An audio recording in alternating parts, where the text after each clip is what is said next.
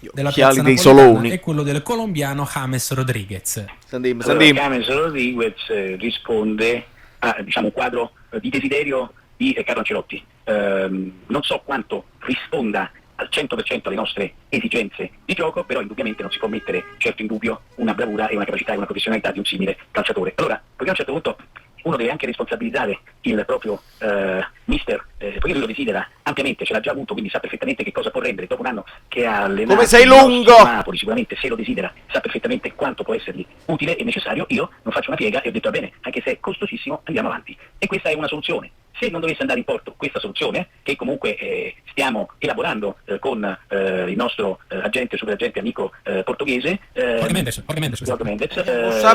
si passerà con Mino Raiola anche alla possibilità di avere Lozano. Io sento sempre dire, ma dice, li prendiamo tutti e due, ma ragazzi, non esageriamo, non è che si possano prendere due giocatori per poi non farli giocare, e gli altri che ne facciamo? Li buttiamo via?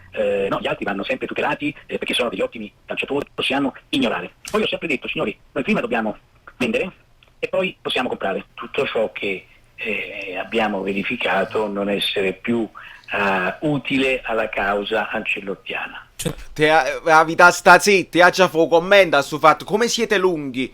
Allora, qua ci voglio, questi sono gli occhiali dei Soloni, ma questo è l'occhiale della stella, perché James Rodriguez è una stella. E la trattativa esiste ed è confermata, quindi su questo canale noi ci eravamo arrivati molto prima e sono molto contento di questa cosa qua, però dice delle cose precise, dice che la trattativa esiste e dice che ha l'alternativa, che è Lozano, e che comunque voglio alternativo cazzo, Lozano è un marronne giocatore, è proprio cattivo sotto porta, è forte nel dribbling ma tiene pure decisione nel tiro, Lozano, però James è la stella, è importante, allora è importantissimo, e lui fa questo passaggio dove dice secondo me non lo so nemmeno se ci serve, però l'ha voluto Ancelotti così, e io non sono in disaccordo, nel senso che in molti hanno espresso la perplessità se il trequartista, l'ala destra piuttosto che un fantasista sia effettivamente quello che al Napoli serve, perché il Napoli le azioni le ha fatte. Poi c'è mancata la finalizzazione, allora per questo molti parlavano di Icardi, io parlavo di Belotti, il puntero, andiamo a puntare addirittura il ritorno di Zapata, il solito fatto di Cavani, Quagliarella, eccetera, eccetera. Ed è giusto, come discorso non fa una piega. Però James rappresenta tutta una serie di altre cose, la stella, la Colombia, le magliette, il merchandising, il tornare a sognare, avere un idolo esagerato. E devi fare i conti col mercato che ti puoi permettere, perché abbiamo detto che se Belotti costa 70, se per prendere Zapata ne devi spendere probabilmente 60 e hai fatto un affare di merda perché l'hai venduto a poco, quello che ti fa fare il salto di qualità è che il doppio più forte di Milik costa 3 volte a Milik, costa 90 milioni Icardi. Allora tu, se non ti puoi permettere quello e comunque non sai quanto ti migliora la squadra, prendi James. Quindi sono d'accordissimo con la scelta di Ancelotti, che è una scelta non solo di un allenatore che conosce il giocatore e sa quello che può dare, ma è anche una scelta a livello di marketing importantissima. Adesso devo vedere il risultato di questa operazione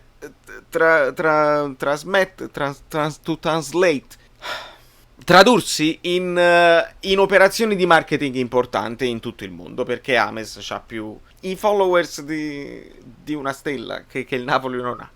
Quindi bene, il passaggio sulla responsabilizzazione di Ancelotti te la puoi risparmiare, perché dai modo agli altri di dire oi, sta zit e va bene, però non è sbagliato. Hai voluto James? Fammi vedere che James rende. E tutte e due lo sapevamo che non era possibile. Andiamo avanti. È corretto dire che Manolas è un obiettivo di mercato del Napoli e che ci state lavorando, insomma, con la Roma, che stiamo facendo. Il già sono lunghi, ma già senti pure la pubblicità? No, taglia. Ma ci stiamo lavorando, perché nel momento in cui ha comunicato il suo così disinteresse a continuare con il Napoli, il nostro difensore centrale spagnolo, e a un certo punto, perché noi non vogliamo obbligare nessuno a rimanere per forza, anche data la sua tenera età, perché voglio dire, a 34 anni io ti posso venire incontro per riconoscenza e dire vabbè, rimani ancora con noi, e però se poi vuoi andare via mi fai solo una cortesia, no? e quindi è chiaro che se io sono chiamato a rimpiazzarlo, un buon rimpiazzo potrebbe essere Manolas. Però con Manolas ci sono vari problemi. C'è un problema caratteriale, che mi dicono che è un giocatore che fa ogni tanto le bizze, e quindi questo è un chiarimento che Giuntoli dovrà avere con lui personalmente, non con gli agenti, perché gli agenti cosa vuoi che ti dicano? Ti diranno soltanto è una persona fantastica, favolosa, straordinaria e calmissima. Noi abbiamo bisogno di avere veramente persone straordinarie, favolose e calmissime, perché dobbiamo avere uno spogliatoio che non abbia mai nessun tipo di crisi o di criticità. Quindi Giuntoli è chiamato a fare tutte queste verifiche. Poi c'è l'altro scoglio, che è quello della Roma, e la Roma, perché a un certo punto ha una nuova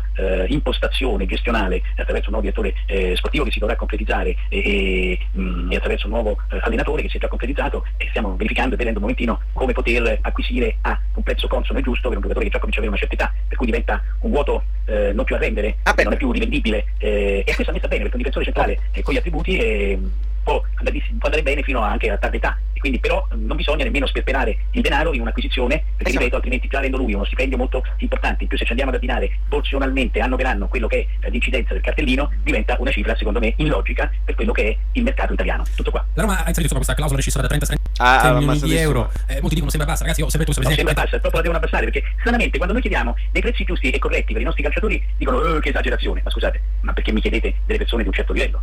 Però i prezzi che chiediamo noi non sono di 36 milioni, capito? Allora voglio dire, con tutto il rispetto che ho per Manolas, con una logica sua anagrafica, è un valore che io considero molto più basso.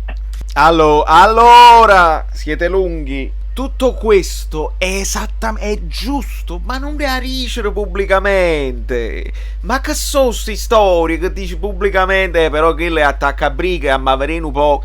Non si dice, non si spiattella. Queste cose sono cose che ve la dovete vedere voi in privato. Si dice semplicemente: ci interessa Manolas, vogliamo trattare, perché secondo me il valore non è di 36 milioni. E lì si può discutere, perché secondo me 36 milioni va bene. Manolas è ben pagato, è giusto così. Alla Roma servono i soldi. Lo prendi e basta, non fare entrare altre squadre probabilmente interessate, perché se arriviamo al 1° luglio scatta il fatto della clausola e si può arrivare poi all'asta col giocatore, e lì perdi valore, perché se entra in gioco la Juventus i fatti secondo, se entra in gioco il Manchester United, il Real Madrid, il Barcellona, chiunque possa servire un difensore di livello, e fatto secondo, terzo, quarto posto, perché sei il Napoli. Allora approfitta e fallo subito. Se hai l'accordo col giocatore, definisci, e spero che sia già definito e che sia solamente una questione che tu vuoi costringere la Roma a dartelo, per esempio per 30, e vuoi risparmiare 6 milioni, perché loro sono con l'acqua alla gola e devono fare cassa prima del 1° luglio addirittura. Però tutta sta manfrina che non lo so se fa problemi nello spogliatoio, cacate, non dirle proprio, perché ci dai modo poi di attaccarti a te. Cioè i tuoi discorsi sono anche giusti, maledizione, ma non dirli, non è compito tuo, a meno che la tua scelta è quella di fare alla Mourinho.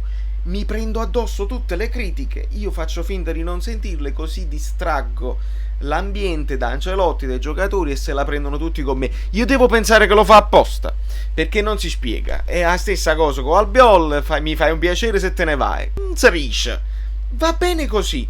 Se è arrivato a fine carriera, probabilmente lui non se l'aspettava, e quindi ha dovuto improvvisamente anticipare quello che è un discorso sui difensori.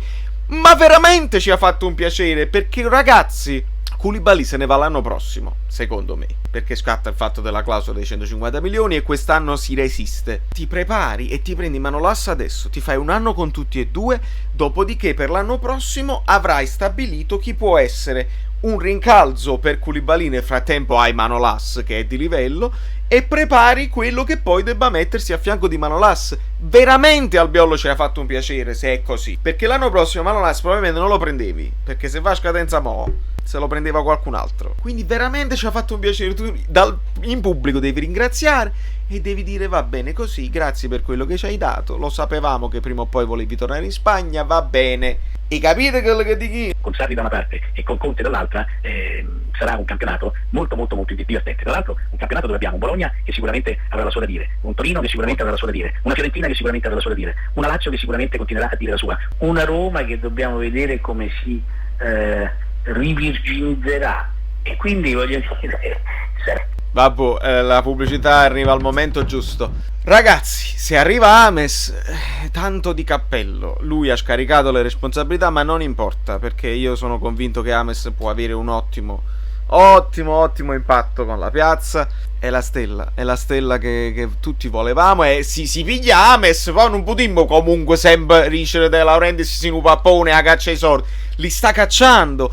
Poi uno può fare la critica e dire no, tu hai a spendere gli stessi soldi per prendermi un attaccante. E là va bene, io accetto questa critica qua e si deve parlare, ma esiste un attaccante che ti dà lo stesso impatto di Ames a quei prezzi là? Perché poi ti devi sempre confrontare col mercato. Questo è tutto. Non è che tu e figurine stai giocando a Scudetto, vi ricordate Scudetto? È bellissimo gioco manageriale. E allora tu vendi a Insigne e compri a quell'altro stesso prezzo. Non funziona così, specialmente al giorno d'oggi. La domanda ora è: resta Insigne? Io su Mertens non discuto proprio. Mertens deve restare. Ipotesi clamorosa: si vende Insigne e arriva pure Lozano. Io non lo so.